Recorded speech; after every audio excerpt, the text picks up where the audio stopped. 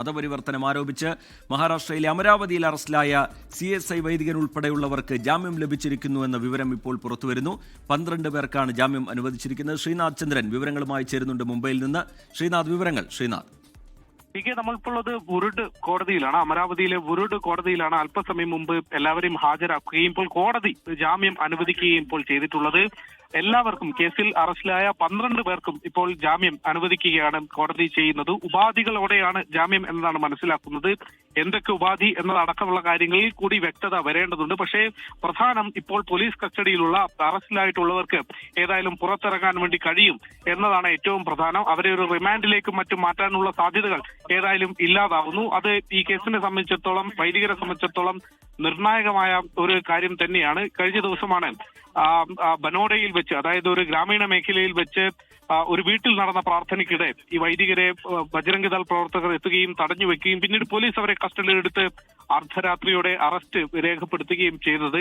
അവരെ അന്വേഷിച്ച് എത്തിയ ആളുകളെ കൂടി പോലീസ് അറസ്റ്റ് ചെയ്തു എന്നതാണ് ഈ കേസിലെ ശ്രദ്ധേയമായ മറ്റൊരു കാര്യം. അങ്ങനെ 12 പേരാണ് പോലീസ് കസ്റ്റഡിയിലായത്. എല്ലാവരെയും ഇപ്പോൾ കോടതിയിൽ ഹാജരാക്കുകയും കോടതി ഇപ്പോൾ ജാമ്യം നൽകുകയും ചെയ്തിട്ടുണ്ട്. മതപരിവർത്തനം അടക്കമുള്ള കുറ്റങ്ങളാണ് ഇവർക്ക് മേൽ ആരോപിക്കപ്പെട്ടത്. പക്ഷേ ക്രിസ്മസുമായി ബന്ധപ്പെട്ട ഒരു വീട്ടിൽ നടന്ന പ്രാർത്ഥന, ആ വീട്ടുടമസ്ഥന്റെ പിറന്നാൾ കൂടിയാണ്, എല്ലാ വർഷവും നടത്തുന്ന ഒരു പ്രാർത്ഥനയിൽ മാത്രമാണ് പങ്കെടുത്തത് എന്നതായിരുന്നു വൈദികർ പറഞ്ഞിരുന്നത്.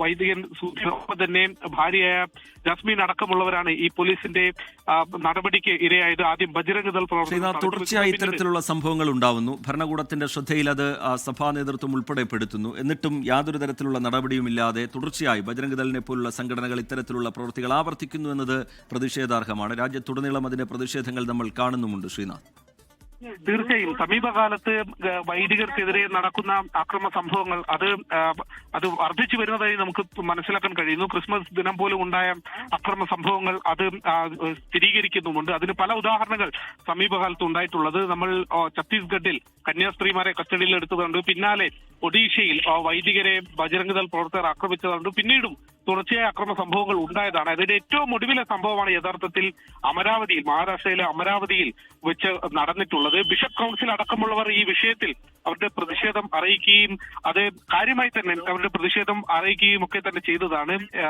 A. റഹീം MP അടക്കമുള്ള പ്രധാനമന്ത്രിയുടെ ഓഫീസിനടക്കം ഈ പരാതി അറിയിക്കുകയും പ്രധാനമന്ത്രിയുടെ ഓഫീസിന്റെ അടക്കം ശ്രദ്ധ ഈ വിഷയത്തിലേക്ക് കൊണ്ടുവരാനുള്ള ശ്രമവും നടത്തിയതാണ്. നമുക്കറിയാം, ക്രിസ്മസ് ദിനത്തിൽ പ്രധാനമന്ത്രി ദേവാലയങ്ങളിലേക്ക് എത്തിയതൊക്കെ നമ്മൾ വലിയ വാർത്തയായതാണ്, ദൃശ്യങ്ങൾ കണ്ടതാണ്. അത്തരത്തിൽ പ്രധാനമന്ത്രിയുടെ അടക്കം ഇടപെടൽ ഈ വിഷയത്തിൽ ആവശ്യപ്പെടുകയും ഒക്കെ ചെയ്ത ഒരു സാഹചര്യം കൂടിയുണ്ട്.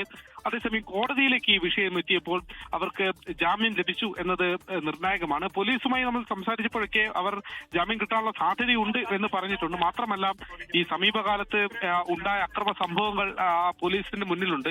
കഴിഞ്ഞ ദിവസം ബജ്രംഗ് ദൾ പ്രവർത്തകർ തടഞ്ഞു വെച്ചപ്പോൾ പോലും അതൊരു വലിയ അക്രമ സംഭവത്തിലേക്ക് പോകാതിരിക്കാൻ പോലീസിന് ഇവരെ കസ്റ്റഡിയിൽ എടുക്കേണ്ടി വന്നു എന്നൊരു വിശദീകരണം വരെ ഒരു ഘട്ടത്തിൽ പോലീസ് നമ്മളോട് അതാണ്. ശ്രീനാഥ്, ഇതിൽ ഒരു നടപടി ഉറപ്പാക്കേണ്ടത് പോലീസാണ്. നേരത്തെയുള്ള സംഭവങ്ങളിലും പോലീസിന് സംഭവിച്ച വീഴ്ചകളൊക്കെ വലിയ വിമർശന വിധേയമായതാണ്. ഇവിടെയാണെങ്കിൽ ഈ ബജ്രംഗ് ദൾ പ്രവർത്തകരുടെയൊക്കെ സമ്മർദ്ദം, അതിനനുസരിച്ച് പോലീസ് പ്രവർത്തിച്ചു എന്ന വിമർശനം പോലീസും നേരിടുന്നുണ്ടല്ലോ. ശ്രീനാഥ്, ആ കാര്യത്തിൽ യഥാർത്ഥത്തിൽ പോലീസ് ഒരു ഘട്ടത്തിൽ നമ്മളോട് സംസാരിക്കുമ്പോൾ പറയുന്നത് ആ ഒരു നിസ്സഹായാവസ്ഥയാണ്. പോലീസിനെ സംബന്ധിച്ചിടത്തോളം കഴിഞ്ഞ ദിവസം ഉണ്ടായത് ഒരു അക്രമ സംഭവത്തിലേക്ക് കാര്യങ്ങൾ പോകുമായിരുന്നു. ബജ്രംഗ് ദൾ പ്രവർത്തകർ എത്തുന്നു, ഇവരെ തടയുന്നു, പിന്നീട് ഒരു കായികമായി അവരുടെ നേരിടുന്ന ഒരു സാഹചര്യത്തിലേക്ക് ഇവരെ കാര്യങ്ങൾ കൂടുതൽ കടന്നേനെ. ആ സമയത്താണ് പോലീസ് എത്തുകയും അവരെ കസ്റ്റഡിയിലെടുത്ത് പോലീസ് സ്റ്റേഷനിലേക്ക് കൊണ്ടുവരികയും ചെയ്തത്. പിന്നീട് വലിയ സമ്മർദ്ദം ഉണ്ടായതിനു ശേഷമാണ് അർദ്ധരാത്രിയോടെ ഈ അറസ്റ്റ് അടക്കമുള്ള നടപടികളിലേക്ക് പോലീസിന് കടക്കേണ്ടി വന്നത്. മാത്രമല്ല, പിന്നീടുണ്ടായ നടപടികൾ കുറച്ച് കടന്നുപോയി എന്ന് പറയേണ്ടി വരും. കാരണം പിന്നീട് അവരെ അന്വേഷിച്ചെത്തിയവരെ കൂടി കസ്റ്റഡിയിൽ എടുത്തു എന്നതാണ് CSI സഭയുമായി ബന്ധപ്പെട്ടവർ നമ്മളെ അറിയിച്ചത്. അങ്ങനെ കേസിൽ ആദ്യം 6 പേരായിരുന്നെങ്കിൽ പിന്നീട് അത് 12 വരെ ഉയർന്നു ഈ പോലീസ് കസ്റ്റഡിയിൽ എടുത്തവരുടെ എണ്ണം എന്നത് ഈ കേസിൽ ശ്രദ്ധേയമായ മറ്റൊരു ഘട്ടമാണ്.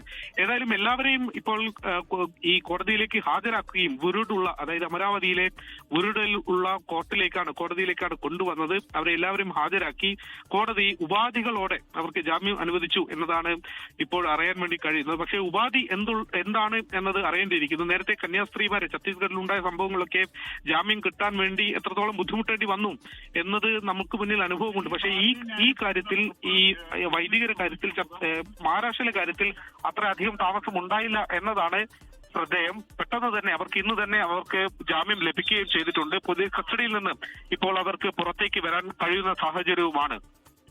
ശ്രീനാഥ്, ഈ ക്രിസ്മസിന്റെ ഭാഗമായുള്ള ആഘോഷ പരിപാടികളുടെ ഭാഗമാവുക, അതുപോലെ ആ വീട്ടുടമസ്ഥന്റെ പിറന്നാൾ ആഘോഷത്തിന്റെ ഭാഗമായി കേക്ക് മുറിക്കുന്നതടക്കമുള്ള കാര്യങ്ങൾ ചെയ്യുക, അതിനൊപ്പം ചില പാട്ടുകളൊക്കെ പാടുക, ഇതൊക്കെ സ്വാഭാവികമായി സംഭവിക്കുന്നതാണ്. അവിടെയാണ് ഗുരുതര സ്വഭാവത്തിലുള്ള മതപരിവർത്തനം എന്ന ആരോപണം ഉയർത്തിക്കൊണ്ട് സംഘടിച്ചെത്തി ഭീഷണിപ്പെടുത്തി ഇവരെ ഈ നിലയിലേക്ക് എത്തിക്കുന്ന നിലയിലേക്ക് ബജറംഗ് ദൾ പ്രവർത്തിക്കുന്നത് വലിയ പ്രതിഷേധാർഹമാണല്ലോ ഇത് ശ്രീനാഥ്.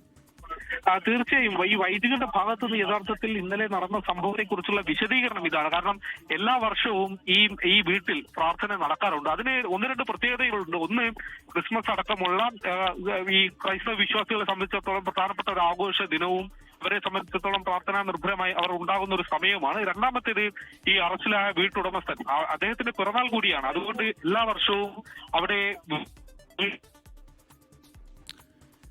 ശരി, ശ്രീനാഥ് ചന്ദ്രനാണ് വിശദാംശങ്ങൾ നൽകുന്നത്. മതപരിവർത്തനം ആരോപിച്ച് മഹാരാഷ്ട്രയിലെ അമരാവതിയിൽ അറസ്റ്റിലായ CSI വൈദികൻ ഉൾപ്പെടെയുള്ളവർക്ക് ജാമ്യം ലഭിച്ചിരിക്കുന്നു. 12 പേർക്കും ജാമ്യം അനുവദിച്ചിരിക്കുന്നു എന്നതാണ് പുറത്തുവരുന്ന വിവരം. ഉപാധികളോടുകൂടിയാണ് ജാമ്യം അനുവദിച്ചിരിക്കുന്നത്.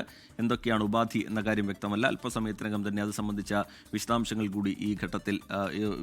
കൂടി പുറത്തുവരും എന്നാണ് നമ്മൾ കരുതുന്നത്. എന്തായാലും ഈ ഘട്ടത്തിൽ 12 പേർക്കും ജാമ്യം അനുവദിച്ചിരിക്കുകയാണ്. ശ്രീനാഥ് ചന്ദ്രൻ വിശദാംശങ്ങൾ പങ്കുവയ്ക്കുകയായിരുന്നു.